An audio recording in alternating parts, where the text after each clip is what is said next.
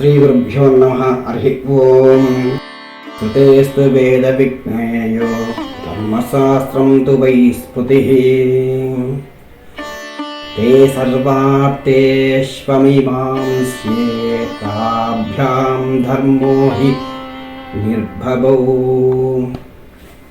వేదమే శృతి, ధర్మశాస్త్రమే స్మృతి. ఈ రెండు ఏ విధమైన తర్కానికి అతీతమైనవి. వీటి నుండే ధర్మము ఉద్భవించింది. ధర్మ జిజ్ఞాసులందరికీ నమస్కారములు. మన పాత ఛానల్ ఇప్పుడు శృతి స్మృతుల ఆధారంగా నిత్య జీవితంలో మనం చేసే అనుష్ఠానంపై దృష్టి సారిస్తూ శృతి స్మృతి అనుష్ఠానముగా మీ ముందుకు వస్తుంది. కేవలం వినడం కంటే ఆచరించడమే అనుష్ఠానం అనేది మన ధర్మంలో అత్యంత ముఖ్యం. శాస్త్రం ఏం చెబుతుంది? దానిని ఒక గృహస్థుడిగా లేదా ఒక బ్రాహ్మణుడిగా మనం రోజు జీవితంలో ఎలా ఆచరించాలి అనే స్పష్టత ఇవ్వడమే ఈ ఛానల్ యొక్క ప్రధాన ఉద్దేశం.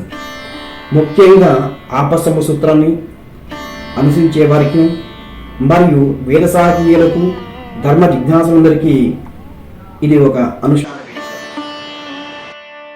పాత్రేయత మరియు విస్తాయిస్తున్న విషయాలు అందరికీ అర్థం కావాలి. కానీ అనుష్ఠాన రహస్యాలు పాత్రేయత ఉన్న వారికే చేరాలి. నిరుక్తంలో ఇలా చెప్పబడినది: విద్యేహ వై బ్రాహ్మణామచగామ గోపాయ మాషే వదిష్టేహమస్మి. విద్య బ్రాహ్మణ వద్దకు వచ్చి, నన్ను కాపాడు, నేను నీ నిధిని అని చెప్పింది. అందుకే ఈ నిధిని అర్హత ఉన్న వారికి అందచేయాలని మన ప్రయత్నం. ఈ ప్రమాణ సూత్రం ఆధారంగా నాతో నేరుగా సంభాషించాలనుకున్నా లేదా మన ప్రత్యేక సమూహంలో చేరాలనుకున్నా మీరు మన త్రిస్థాయి శోధన విధానంలో భాగంగా ఈ క్రింది ప్రశ్నలకు సమాధానం ఇవ్వాల్సి ఉంటుంది.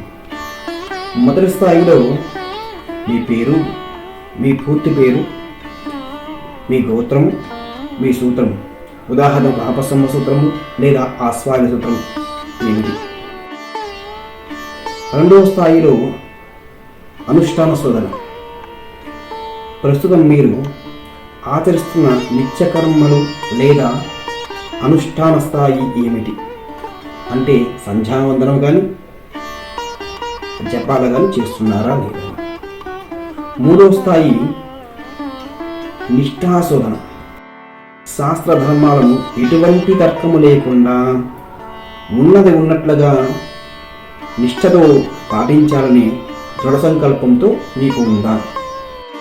ఈ మూడు స్థాయిల శోధనతో పాటు నాలుగవదిగా ఈ ఛానల్ ద్వారా లేదా మా ద్వారా మీరు ఏ విధమైన ధర్మ సందేహాలను నివృత్తం చేసుకోవాలనుకుంటున్నారు అనే విషయాలు కూడా తెలియచేయండి.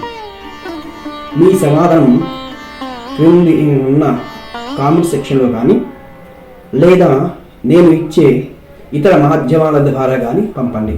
మీ సమాధానాలను ఆధారం చేసుకుని తదుపరి సంభాషణ ఉంటుంది. ధర్మో రక్షిత రక్షిత. శుభం భూయాత్.